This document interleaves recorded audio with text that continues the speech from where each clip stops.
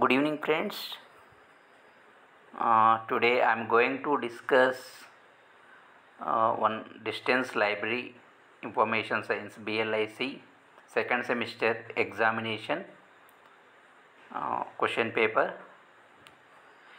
So చాలా రోజుల తర్వాత ఈ వీడియోలో చాలామంది కామెంట్స్ రూపంలో అడగడం జరిగింది. డిస్టెన్స్ బిఎల్ఐసికి సంబంధించిన క్వశ్చన్ పేపర్స్ ఎక్స్ప్లెయిన్ చేయండి, కొంచెం చాలా యూస్ఫుల్ అవుతుంది ప్రజెంట్ బ్యాచెస్ వాళ్ళకని చెప్పి చాలామంది కామెంట్స్లో అడగడం జరిగింది. వాళ్ళ కొరకు స్పెషల్గా ఎందుకో చేయాలనిపించింది, చాలా రోజుల తర్వాత చేస్తున్నాను. సో ఈ క్వశ్చన్ పేపర్ వచ్చేసి రీసెంట్గా కండక్ట్ చేసిన బిఎల్ఐసి సెకండ్ సెమిస్టర్ పేపర్ వచ్చేసి ఇన్ఫర్మేషన్ సోర్సెస్ అండ్ సర్వీసెస్కి సంబంధించిన పేపర్. ఇందులో 3 సెక్షన్స్ ఉన్నాయి, section A, section B and section C. Section A వచ్చేసి టోటల్ 8 క్వశ్చన్స్ ఇవ్వడం జరిగింది.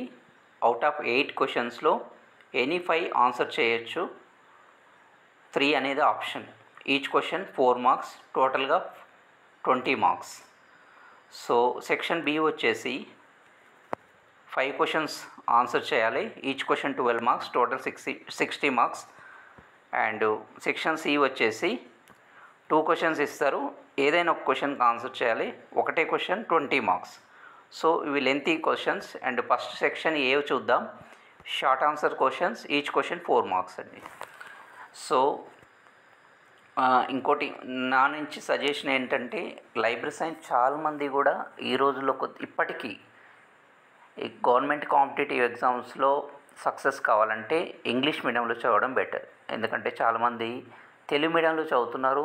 తెలుగు లైబ్రరీ సైన్స్కి ఇంగ్లీష్ లైబ్రరీ గ్రామర్కి చాలా డిఫరెన్స్ ఉంటుంది. సో నాకు అంటే నేను ఎవరిని తప్పు పట్టడం లేదు, బట్ నాకు అనిపించిన ఒపీనియన్ చెప్తున్నాను. ఇంగ్లీష్ మీడియంలో చదవడం చాలా యూస్ఫుల్ అవుతుంది. సో ఎవరైనా ఫ్యూచర్లో లైబ్రరీ సైన్స్ బిఎల్ఐస్ కానీ ఎంఎల్ఐస్ కానీ చదివితే తెలుగు మీడియంలో అసలు చదవద్దండి. ఎందుకంటే మీరు ఏమైనా ఎగ్జామ్ ఎంట్రన్స్ ఫేస్ చేస్తే అది నేషనల్ అయినా ఈవెన్ స్టేట్లో అయినా తెలుగులో ఇవ్వడం లేదు, ఇంగ్లీష్ లేదా హిందీలో ఇస్తున్నారు. నేషనల్ ఇన్స్టిట్యూట్స్ అయితే హిందీ ఇంగ్లీష్ ఉంటుంది, స్టేట్లో అయితే మ్యాక్సిమం ఇంగ్లీష్లో ఇస్తున్నాడు. తెలుగులో ఇచ్చినప్పటికి కానీ మనకు అది ట్రాన్స్లేషన్ టైంలో కొంచెం డిఫరెంట్గా అనిపిస్తుంది. అది మీరు చదివితే మీకు అర్థమవుతుంది. ఇది నా సలహా మాత్రమే, ఎవరిని తప్పుగా ఉద్దేశించి అయితే కాదు. సో మనం first information sources and services సంబంధించి సెక్షన్ ఏ చూద్దాం. అండ్ నాకు ఉన్న ఇన్ఫర్మేషన్ ఏంటంటే, ఇది రీసెంట్గా జరిగిన ఈ పేపర్లో అంబేద్కర్ సెకండ్ సెమిస్టర్లో చాలామంది విద్యార్థులు ఇదొక్క సబ్జెక్టు ఫెయిల్ అవ్వడం జరిగింది. ఎందుకంటే పేపర్ నాకు కూడా లిటిల్ బిట్ డిఫికల్ట్ అనిపించింది. నాకు అనిపించిన ఒపీనియన్ చెప్తున్నాను. చాలామంది ఈ సెమిస్టర్ సంబంధించి ఆల్మోస్ట్ అన్ని పేపర్స్ పాస్ అయ్యారు, మంచి మార్క్స్ సెక్యూర్డ్ అయ్యారు. బట్ ఇది మాత్రం చాలామంది ఫెయిల్ అయినట్టుగా నా దృష్టికి వచ్చింది. సో ఫస్ట్ ఈ పేపర్ నుంచే స్టార్ట్ చేస్తున్నాను. అండ్ మీకు మంచిగా అనిపిస్తే కమింగ్ డేస్లో చాలా పేపర్స్ కూడా అప్లోడ్ చేస్తాను. ఈ రోజుకి మాత్రం సెక్షన్ ఏనే ఎక్స్ప్లెయిన్ చేద్దామని ఈ వీడియోతో మీ ముందుకు రావడం జరిగింది. ఫస్ట్ ఇందులో షార్ట్ ఆన్సర్ క్వశ్చన్స్ 8 ఇచ్చాడు, ఎనీ 5 అన్నాడు, కానీ 8 మీకు ఎక్స్ప్లెయిన్ చేస్తాను. ఇంకోటి ఏంటంటే, క్వశ్చన్ పేపర్స్ అనేవి మ్యాక్సిమం ప్రీవియస్ మనం ఎందుకు చూడాలంటే, కొన్నిసార్లు కొన్ని ఎగ్జామ్స్లో కొన్ని క్వశ్చన్స్ రిపీట్ అయ్యే ఛాన్స్ ఉంటుంది. కాబట్టి ఖచ్చితంగా మనం ప్రీవియస్ క్వశ్చన్ పేపర్స్ అనేవి ఒకసారి చూసుకోవడం కూడా ఈ రోజుల్లో చాలా మంచిది. ఇంకోటి ఏంటంటే, మనం డిస్టెన్స్లో చదివే వాళ్ళు ఏం చేస్తారు, మ్యాక్సిమం డిస్టెన్స్ అంటేనే మనం ఓన్లీ సండేస్ క్లాసెస్ అటెంప్ట్ చేస్తుంటాం. కాబట్టి రెగ్యులర్ క్లాసెస్ వెళ్ళారు కాబట్టి ఎవరైనా తీరా ఎగ్జామ్ టైం టేబుల్ వచ్చాకే బుక్స్ పట్టుకొని చదవడం జరుగుతుంది. పెద్దగా వీటి మీద నాలెడ్జ్ ఉండదు. మనం ఓవర్ నైట్లో చదివి పాస్ కావాలనే కాన్సెప్ట్తోనే ఈ డిస్టెన్స్లో మనం జాయిన్ కావడం జరుగుతుంది. ఎందుకంటే కొంతమంది వేరే జాబ్స్లో బిజీగా ఉంటూ కోర్స్ చేస్తుంటారు. ఆల్రెడీ ఒక పీజీ ఉన్నప్పటికీ ఇంకో ఆల్టర్నేట్గా ఇది చదివి మనం లైబ్రరీ ప్రొఫెషన్లో సక్సెస్ కావాలనుకునే వాళ్ళు కూడా ఈ కోర్సు ఉన్న డేస్ చాలా ఎక్కువ మంది చదువుతున్నారు. అంబేద్కర్లో కాంపిటీషన్ నాకు తెలిసి every year more than 1500 students అనేవి బిఎల్ఐస్ జాయిన్ అవుతున్నట్టుగా తెలిసింది. సో మ్యాక్సిమం ప్రీవియస్ పేపర్స్ చూసుకొని దానికి తగ్గట్టు ప్రిపేర్ అవుతే ఈజీగా పేపర్ డిఫికల్ట్ వచ్చినప్పటికీ మ్యాక్సిమం మంచి మార్క్స్ సాధించే అవకాశం ఉంటుంది. సో ఇందులో ఫస్ట్ మనం బయాలజికల్ అబ్స్ట్రాక్ట్ అని క్వశ్చన్ ఇచ్చాడు. నేను సెక్షన్ ఏ ఎక్స్ప్లెయిన్ చేస్తున్నానండి, గమనించగలరు. Biological abstract it is published in 1926 till today. అంటే దీని నేను ఇంగ్లీష్ అండ్ తెలుగులో కూడా ఎక్స్ప్లెయిన్ చేస్తాను, మీకు ఈజీగా ఉంటుంది. ఎందుకంటే ఎక్కువ మంది తెలుగు మీడియం వాళ్ళు తెలుగులో చెప్పండి అని రిక్వెస్ట్ చేశారు, అండ్ మీకు ఈజీగా కూడా ఉంటుంది. So biological abstract it is published in the year 1926 and it is origin from the USA and it is published by Clarivate Analytics publisher, and it is a nothing but a biological databases consists collection of journal peer reviewed journal articles. It's mainly included life sciences like biochemistry, biotechnology, biological journals included in biological abstract. So biological abstract గురించి 4 marks question అడిగాడు కాబట్టి మనం short answer minimum 3-4 లైన్స్లో answer ఇస్తే సరిపోతుంది. సింపుల్గా ఏం చెప్తున్నాను, బయాలజికల్ అబ్స్ట్రాక్ట్ అనేది 1926లో పబ్లిష్ అయ్యి కరెంట్ అనేది అంటే టుడే ఇప్పటికి కూడా ప్రజెంట్ వరకు కూడా పబ్లిష్ అవుతున్న ఒక డేటాబేస్. ఇది origin from the USA, published by the Clarivate Analytics, and it is a collection of journal peer reviewed journal articles, and it is included life sciences, particularly biochemistry, biotechnology, biological, and is collection of database. ఈ మాత్రం answer చేస్తే సరిపోతుంది. ఇంకేమైనా మీకు దీని మీద depth knowledge ఉంటే ఇంకా మీరు కూడా దాన్ని ఆన్సర్ చేయవచ్చు. నేను షార్ట్గా చెప్తున్నాను ఎందుకంటే short answer type of questions కాబట్టి.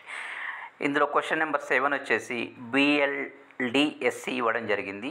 It's nothing but British library document supply centre. BLDSC, British Library Documentation Center. It is also part of British Library. It helps people to search and get their documents. So it is nothing but one of the preservation library documentation center.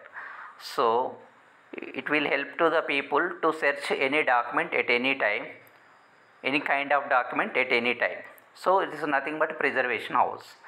So ఈ మాత్రం answer చేస్తే సరిపోతుంది. BLSDSC అంటే ఏంటంటే British library documentation supply centre, అంటే దాన్ని abbreviation define చేస్తూ it's a part of British library and it help to the people to search and get their own document, and it is also helpful to preserve any kind of document. So this BLDSC helps to users get the document, any kind of document at any time. So ఇది దీనికి సంబంధించిన description. And ఇంకొక question ఇవ్వడం జరిగింది, travel guide is nothing but one kind of guide book, and travel guide mostly useful travel guide is designed for the travelers for their planning purpose and reach their destinations, and this book consists of information about the places that is designed for use of visitors and tourists.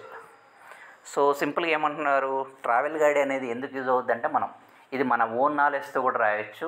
ఇది ఎక్కడ కూడా ఎవరు డెప్త్గా చదవరు. ఇది unexpected questions, and నాకు అనిపించినంత వరకు కూడా పేపర్లో కొంచెం ఇవి అవుట్ ఆఫ్ 8-4 మాత్రం అందరికీ వెల్ నోన్ క్వశ్చన్స్ ఇచ్చాడు. ఆల్మోస్ట్ అంటే లైబ్రరీ సైన్స్ని కొద్దిగా క్లాసెస్ విన్న వాళ్ళు ఆన్సర్ చేయొచ్చు. కొన్ని మాత్రం కొంచెం టిపికల్గా అడగడం జరిగింది. ఫర్ ఎగ్జాంపుల్ ఇప్పుడు చెప్తున్న ట్రావెల్ గైడ్, ఇది మన ఓన్ నాలెడ్జ్తో అప్లికేషన్ టైప్లో రాసుకున్నా సరిపోతుంది. It's a kind of guide book. It is designed to assist the travelers with planning to reach their destinations, and its travel guide book also consists information about the places and designed for the use of visitors and tourists. ఈ మాత్రం సరిపోతుంది. ఎందుకంటే ఇప్పుడు travel guide సాయంతోనే టూరిస్టులు కానీ మనం guide ఎక్కడైనా టూర్కి వెళ్దాం అనుకుంటే గైడ్ కానీ ఎవరైనా మనకు గైడ్ చేస్తుంటారు. కొన్నిసార్లు మనం ఏం చేస్తుంటాం, కొన్నిసార్లు మ్యాప్ కానీ వాటి ద్వారా కానీ మన దగ్గర ఏమైనా ట్రావెల్ బుక్ ఉంటే పర్టికులర్ ప్లేస్ సంబంధించి ఏమేమి ప్లేసెస్ ఫేమస్ ప్లేసెస్ ఉన్నాయి, మనం ఎలా డెస్టినేషన్ ఎలా రీచ్ అవ్వచ్చు రూట్ మ్యాప్ చూసుకుంటాం. దాన్ని ట్రావెల్ గైడ్గా మనం పిలుస్తాం. ఇలా మన ఓన్ నాలెడ్జ్తో కూడా ఇలాంటి క్వశ్చన్స్ని ఆన్సర్ చేయొచ్చని చెప్తున్నా. నెక్స్ట్ ఇంకో క్వశ్చన్ ఇవ్వడం జరిగింది, కరెంట్ కాంటెంట్స్. ఇది కొంచెం easy question. Say current contents one kind of service in the library science. Tools and resources are designed to keep users informed about their latest information of their own field of interest. So ఇది ఏంటంటే current contents is nothing but మనకు దీన్ని దేంతో పోల్చంటే అంటే మనం current awareness service CAS and SDI selective dissemination of information it's kind of service. For example దీనికి ఒక చిన్న ఎగ్జాంపుల్ బ్రీఫ్గా చేస్తాం మనకు అర్థమయ్యే భాషలో. న్యూస్ పేపర్ క్లిప్పింగ్ సర్వీస్ ఉంటుంది. డైలీ మనం ఏం చేస్తుంటాం, లైబ్రరీ సర్వీస్లో భాగంగా కొంతమంది న్యూస్ పేపర్ క్లిప్పింగ్స్ని మెయిల్ ద్వారా అందరి ఎంప్లాయీస్కి మెయిల్ చేయడం. It's a kind of service, it's a current content. ఈరోజు సంబంధించిన క్లిప్పింగ్స్, ఈరోజు అప్డేటెడ్ న్యూస్ ఏముంది, లేటెస్ట్ ఇన్ఫర్మేషన్ ఏముంది, it's nothing but current awareness service. Just nothing. ఇది కూడా అందులో భాగమే. కరెంట్ అవేర్నెస్ సర్వీస్ కానీ సెలెక్టివ్ యూజర్స్కి పంపే సెలెక్టివ్ డిస్మినేషన్ ఆఫ్ ఇన్ఫర్మేషన్ కానీ కరెంట్ కాంటెంట్స్లో భాగం. సో న్యూస్ పేపర్ క్లిప్పింగ్ సర్వీస్ని మీకు అర్థమయ్యేట్టుగా సింపుల్గా ఎగ్జాంపుల్ తీసుకొని చెప్పాలంటే, మనం అందరికి కొన్ని ఆర్గనైజేషన్స్లో రాగానే వీక్లీ పంపిస్తుంటారు, కొంతమంది డైలీ పంపిస్తుంటారు న్యూస్ పేపర్ క్లిప్పింగ్స్ని, కొంతమంది న్యూ అరైవల్స్ బుక్స్ సంబంధించి కొత్తగా మాకాడ ఈ బుక్స్ వచ్చాయని చెప్పేసి అలర్ట్స్ రూపంలో పంపిస్తుంటారు. ఇవన్నీ కూడా కరెంట్ కాంటెంట్స్ కింద మనం చెప్పవచ్చు. ఈ విధంగా రాస్తే సరిపోతుంది. Next one more question, inter library loan అని ఒక క్వశ్చన్ ఇవ్వడం జరిగింది. 8th one, inter library loan. Inter library loan is nothing but మనం మన లైబ్రరీలో లేని ఏదైనా బుక్స్ కానీ రిసోర్సెస్ కానీ వేరే లైబ్రరీని అడిగి తీసుకోవడాన్ని ఇంటర్ లైబ్రరీ లోన్ అంటాం.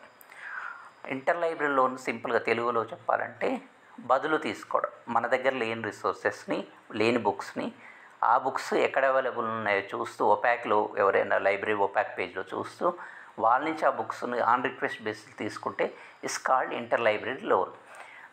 చిన్న ఎగ్జాంపుల్, ఫర్ ఎగ్జాంపుల్ దీనివల్ల బెనిఫిట్ ఏంటంటే మెయిన్గా ఇప్పుడు మన కాడ ఒక రిసోర్స్ లేదు, ఇట్స్ కాస్ట్లీ వన్. సో ఒక బుక్ లేదు, అది కాస్ట్లీ బుక్, వేరే లైబ్రరీ నుంచి తీసుకొని ఇప్పుడు కొన్ని ఇన్స్టిట్యూషన్స్కి మెయిన్గా ఏం జరుగుతుంటాయి, కొన్ని క్యాంపసెస్ ఉంటాయి throughout the India's 4-5 campus. Hyderabad క్యాంపస్లో ఒక బుక్ లేదు, అదే బుక్ అనేది ముంబై క్యాంపస్లో ఉంది. అక్కడి నుంచి మనం రిక్వెస్ట్ చేసి తీసుకుంటే it's nothing but inter library loan. దీనివల్ల ఏంటంటే కాస్ట్ ఎఫెక్టివ్నెస్, అంటే ఆ బుక్ కాస్ట్లీ బుక్ అనుకోండి, లేదా దాని మినిమం కాస్ట్ ఉండండి, అది కొనకుండా ఆ ఇన్ఫర్మేషన్ మనకు ఆ అర్జెంట్ బేసిస్లో వేరే లైబ్రరీ నుంచి మనం రీప్లేస్ చేయడాన్ని ఇంటర్ లైబ్రరీ లోన్గా పిలుస్తాం. ఇది మనం కాస్ట్ ఎఫెక్టివ్నెస్ సర్వీస్ కింద కూడా మేజర్ బెనిఫిట్గా చెప్పొచ్చు. సో దీనికి ఏం రాయొచ్చు అంటే it's a service that allows library users to borrow their own materials from other libraries that may don't have its own institution అంటున్నాడు. అంటే ఏంది, మనం ఏవైతే లైబ్రరీ యూజర్స్ కొన్నిసార్లు వచ్చి మాకు పలానా రిసోర్సెస్ ఆర్టికల్ కావాలి, పలానా బుక్ కావాలని మన రిక్వెస్ట్, అది మన దగ్గర లేదు, వేరే లైబ్రరీని అడిగి తీసుకొని వాళ్ళ యూజర్స్కి రీచ్ అయ్యేటట్టు చేయడాన్ని ఇంటర్ లైబ్రరీ లోన్ అంటారు. దాన్ని మరొకసారి ఎక్స్ప్లెయిన్ చేస్తాం. ద సర్వీసెస్ మీరు నోట్ చేసుకోవచ్చు, service that allows library users to borrow their own materials from other libraries that may don't have their own institution on behalf of their users అన్నట్టుగా కూడా మనం రాసుకో. This service is facilitate resources sharing among the libraries అని కూడా రాయొచ్చు. And ఇదేంటంటే main benefit of inter library loan is the cost effectiveness. Okay, next వచ్చేసి ఇంకో క్వశ్చన్ చూడొచ్చు, statistical hand books. Statistical hand books ఏంటంటే సింపుల్గా మనం అప్లికేషన్ టైప్లో చూస్తే ఈ క్వశ్చన్ మీద ఎవరికి పెద్దగా నాలెడ్జ్ ఉండకపోవచ్చు, అండ్ ఇది ఎక్స్పెక్టెడ్ క్వశ్చన్ అని కూడా అనుకోరు ఎవరు. సింపుల్గా ఎలా ఉంటాయంటే క్వశ్చన్స్ అంటే ఇప్పుడు for example biological abstract, chemical abstract కానీ ఇట్లాంటి BLDSC కానీ expected, current contents, inter library ఇవన్నీ ఎక్స్పెక్టెడ్. గతంలో కూడా ప్రీవియస్ క్వశ్చన్ పేపర్స్లో కానీ ఇవి రిపీట్ అవ్వడం జరిగింది. బట్ ఇట్లాంటి statistical hand books, current contents, travel guides అన్ఎక్స్పెక్టెడ్గా అండ్ మనం ఒక స్టూడెంట్ యొక్క అప్లికేషన్ టైప్ ఆఫ్ క్వశ్చన్స్ని ఎలా అంటే ఒక డే టు డే యాక్టివిటీస్లో ఎలా సాల్వ్ చేస్తారని చెక్ చేయడానికి కూడా ఇలాంటివి ఇస్తూ ఉంటారు. సో స్టాటిస్టికల్ హ్యాండ్ బుక్ ఏంది, సింపుల్గా ఇట్స్ రెఫరెన్స్ గైడ్. ఇవేంటంటే పర్టికులర్ రెఫరెన్స్ గైడ్ అనేది కన్నా దిస్ పర్టికులర్ స్టాటిస్టికల్ డేటాని కన్సిస్ట్ చేసి ఉంటుంది కాబట్టి అంటే స్టాటిస్టికల్ డేటా మీదనే ఇవి ఉంటాయి. పర్టికులర్గా గ్రాఫ్స్ కానీ, చార్ట్స్ కానీ, బార్స్ కానీ, మీన్, మీడియన్, స్క్వేర్ డీవియేషన్స్ కానీ ఇవన్నీ ఉంటాయి statistical data. So it's reference books. It's reference guide useful for government ministry and statistical analysis purpose. Statistical institutes may have this kind of books అన్నట్టుగా మనం answer రాసుకోవచ్చు. And useful for this main particularly research methodology purpose. And researchers they analysis the data. So this statistical hand books May useful for researchers and research methodology purpose more useful అన్నట్టుగా answer చేస్తే సరిపోతుంది. Okay, next question వచ్చేసి census directories ఒక question అడగడం జరిగింది. Census directories second one. And సింపుల్గా ఇది కూడా అప్లికేషన్ టైప్లో అండ్ స్టూడెంట్ యొక్క ఎంతవరకు ఆన్సర్ కొంచెం డిఫికల్టీ లెవెల్స్లో అడగడం జరిగింది. Census directories consist census data only. Census directories అందులోనే చెప్తున్నాడు. సెన్సస్ అంటే డెమోగ్రఫీ, అంటే జనాభా లెక్కలు. సెన్సెస్ మీకు తెలుసుగా, సెన్సెస్ ఎవ్రీ 10 years వన్స్ జరుగుతుంటాయి. సెన్సెస్ సంబంధించిన డేటాకు మెయింటైన్ చేసే census directories. So it's reference, it is also reference guide. It's provide demographic అంటే సెన్సస్ అన్నట్టు జనాభా సంబంధించి సెన్సస్ స్టడీని డెమోగ్రాఫిక్ అని కూడా అంటారు. So it's provide demographic and statistical information about the population. So ఈ విధంగా ఆన్సర్ చేస్తే సరిపోతుంది. ఇంతకు బ్రీఫ్గా చేయాల్సిన అంటే ఇంకా మీరు ఏమన్నా రీసెంట్ సెన్సెస్ ఎప్పుడు జరిగినాయి అన్నట్టు కూడా రాసి రెఫరెన్స్ గైడ్ అని కూడా ఆన్సర్ చేస్తే సరిపోతుంది. అండ్ నెక్స్ట్ ఇంకో క్వశ్చన్ ఇవ్వడం జరిగింది. Translation dictionaries. So translation dictionaries useful for translating information one language to another. అందులోనే ఉంది, మనం చూస్తే ట్రాన్స్లేషన్ అంటే ఏంది, మెయిన్గా అనువాదం, ఒక భాష నుంచి ఇంకో భాషకు అనువాదం. So it is useful for translating the information one language to another language. These dictionaries are bilingual or multilingual, and it is used crucial resources for translation one language to another language. So some libraries may have, some libraryలో ఉండొచ్చు, some libraryలో translation dictionaries ఉండకపోవచ్చు.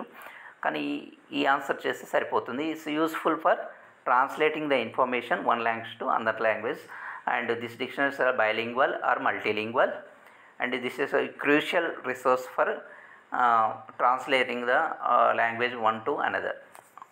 This enough. So ఇది section ఏకి సంబంధించి 8 questions ఇవ్వడం జరిగింది. ఏవైనా 5 questions answer చేస్తే సరిపోతుంది. అండ్ నెక్స్ట్ నేను ఆల్మోస్ట్ 8 బ్రీఫ్ చేశాను.